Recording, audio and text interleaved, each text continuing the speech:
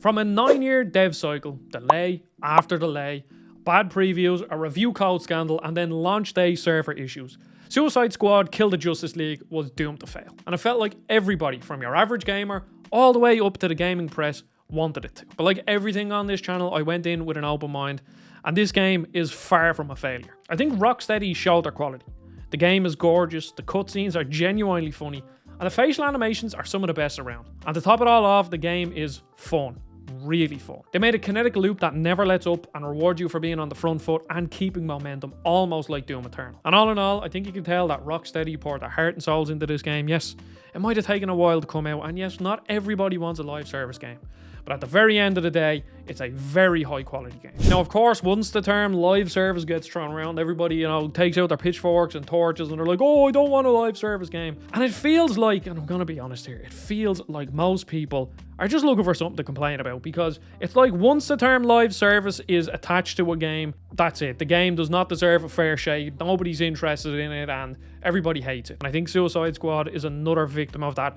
Just like Marvel Avengers was when it came out, because I genuinely enjoyed that game, and you'll find that there's actually a fair bit of revisionist history about that, and I have a feeling that Suicide Squad Kill the Justice League will be in the same boat in a year or two, where people be like, oh, this game actually isn't that bad. Because I think we are all guilty of this. Look, when I review a game or I talk about a game, I try to not look at other people's opinions. I don't want to watch videos. I try to keep off Twitter, because when you're involved and engrossed in a culture and you're hearing one person say this and hearing another person say something else, regardless of how impartial you think you are, you will always get them nuggets in the back of your head that will just stick around, and they will influence your opinion. And I'm definitely guilty of this, and I think everybody is, because I think once a game is wrapped up in a conversation around negativity, or oh, this game is really bad because of this, or I hate this game because of that, I think it's very easy for us to all fall into that trap of dunking on the game just because of, just a preconceived notion even before going into the game.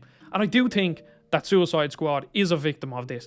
And also another thing going into this game that I guess really hindered its ability to sort of, make people go in with an open mind, is that people were kind of stung by Gotham Knights, and I do think Gotham Knights is a terrible game. You can see that that game was a live service game. They tried to strip back loads of things. They have the resources that you collect that are used to craft stuff, and Suicide Squad has the same thing.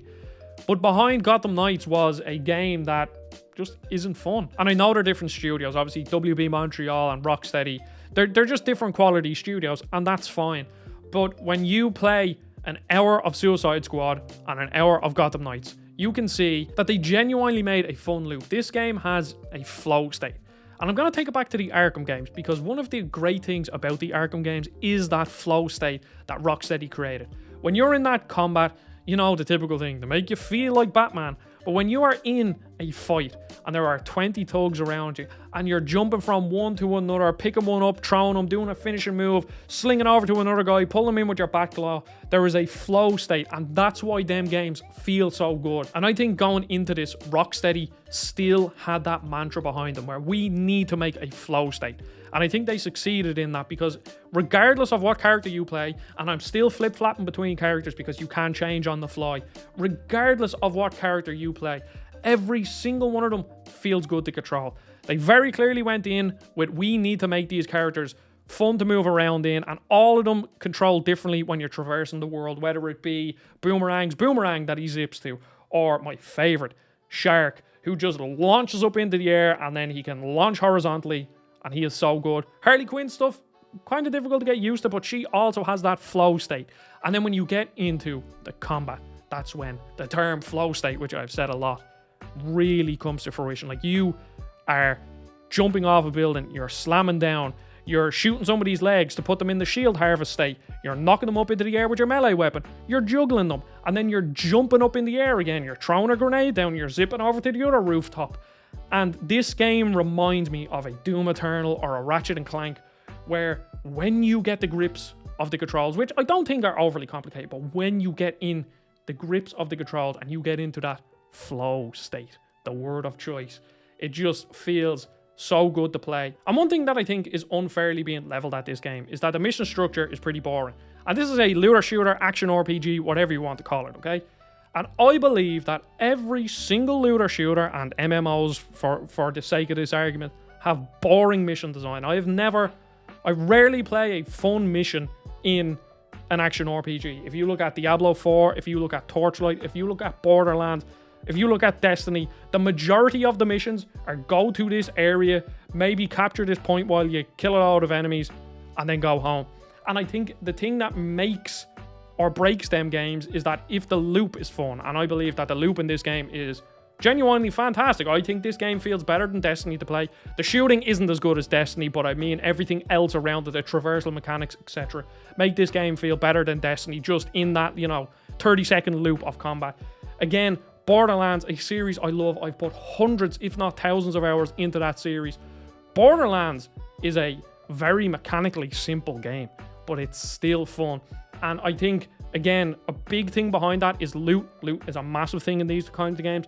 But also in the case of Borderlands, is sort of the characters and story that are kind of keeping you entertained as you're doing these mundane tasks. You're walking from point A to B, or you're exploring this building, and in your ear you have characters chirping and chirping, and some people don't like that, but I think when the writing is done well and it's funny, just like they did here, they really showed how good they are at writing. Rocksteady are fantastic storytellers.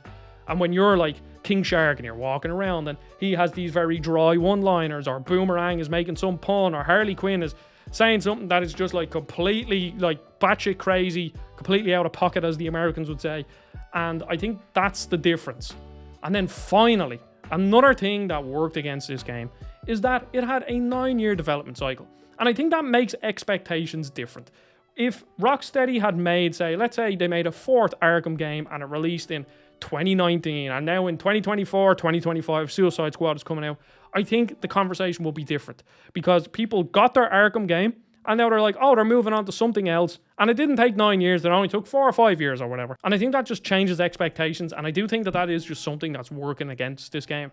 Like, fair enough, the launch, paying all that extra money like I did to get in and get the game early, and unfortunately the New Zealand and Australian, like that time zone, people had to test out the servers, and the servers went down because there was all these glitches, and the game like beat the game for you once you logged in. That is a disaster. That shouldn't happen. But outside of that, this game is extremely high quality, and for that I think they didn't fail. In fact, I'm loving this game. And one last thing, I love that, yes, this is a live service game, but I don't think Rocksteady are out here to make a game that you have to log on every day and do dailies, and it's going to take over your life.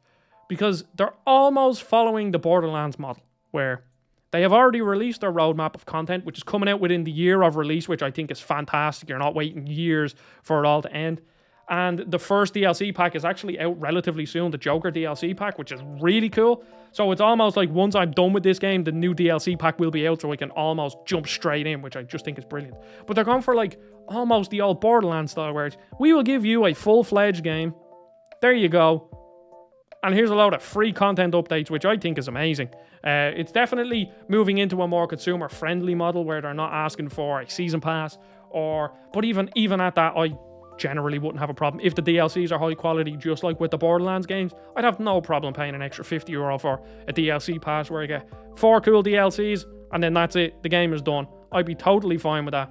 I will have a proper review of this game. I'm going to sit down. I really want to engage in the end game. I want to beat the story, play around as all the characters, because I want to really give this game a proper go, because I am genuinely loving it. And all the while I'm recording this video, I'm like, I can't wait to play more Suicide Squad, which, at the end of the day, is all we want.